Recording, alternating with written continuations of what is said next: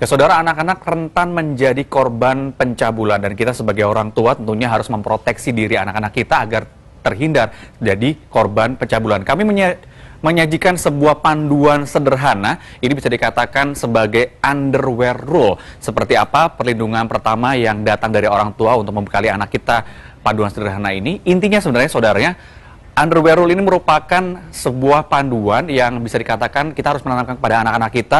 Mereka tidak seharusnya disentuh oleh orang lain pada bagian tubuh tertentu yang ditutupi oleh pakaian dalam. Begitu pula sebaliknya, kita juga harus memberikan pengertian kepada mereka untuk melarang mereka menyentuh orang lain pada area tubuh yang ditutupi pakaian dalam. Tubuhmu adalah milikmu. Ini intinya adalah ajarkan keberanian kepada mereka untuk berkata tidak jika ada kontak fisik yang menurut mereka tidak wajar. Mereka juga bisa menolak jika tidak ingin dicium ataupun disentuh oleh orang lain. Serta berani menceritakan kepada orang dewasa, tidak harus kepada orang tuanya, jika terjadi hal-hal yang tidak wajar menurut mereka. Yang berikutnya, ada sentuhan baik dan sentuhan buruk, saudara. Ajarkan kepada anak kita untuk berani menolak jika disentuh atau diminta untuk menyentuh bagian tertentu pada orang dewasa yang menurut mereka tidak nyaman. Ada pula rahasia yang baik dan juga ada rahasia yang buruk. Biasanya senjata pelaku pelecehan atau sodomi ini merupakan biasanya meminta anak-anak kita untuk menjaga kerahasiaan dari kejahatan yang mereka lakukan. Beritahu kepada anak kita untuk tidak ada rahasia sedikit pun antara anak-anak dan juga orang tua. Yang membuat mereka khawatir, tidak nyaman, ataupun takut, sedih, mereka harus menyimpannya dan tidak bisa menceritakan kepada orang lain. Ya, ini mereka harus percaya kepada orang-orang tertentu agar mereka bisa lebih terbuka. Pastikan kepada anak-anak kita untuk bisa menceritakan apapun kepada orang tuanya. Sebagian pelaku pencabulan adalah orang yang dikenal, biasanya orang-orang terdekat.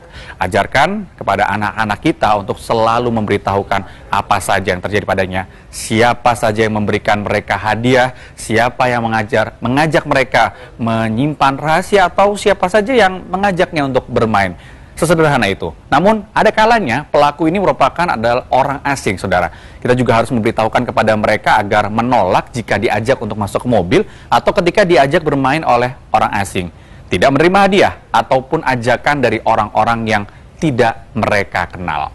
Nah, itulah tadi sebuah panduan sederhana yang bisa kita lakukan untuk memproteksi diri anak-anak kita agar terhindar menjadi korban pencabulan. Remaja di Cina punya cara baru untuk mengatasi kesepian. Mereka memilih sawi putih untuk diajak jalan-jalan di tengah keramaian.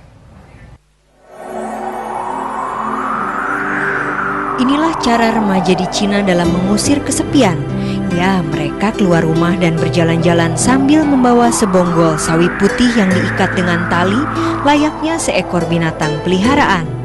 Para remaja ini mengaku bisa melepaskan kesepian dan stres dengan membawa sawi putih, seakan-akan mereka mendapat sahabat sejati yang bisa dibawa kemanapun. Sawi putih juga tidak merepotkan karena tidak membutuhkan makanan atau mengeluarkan kotoran. Sebelumnya di tahun 2008, seorang seniman asal Cina, Han Bing, juga pernah jalan bersama sawi putih di Manchester, Inggris. Han Bing meminta sekitar 100 orang untuk mau berjalan-jalan di tengah kota dengan menuntun sawi putih. Gerakan berjalan dengan sawi putih ini dilakukan oleh warga dari berbagai latar belakang yang berbeda yang menyatu karena ingin mengekspresikan keunikan diri masing-masing tanpa rasa malu.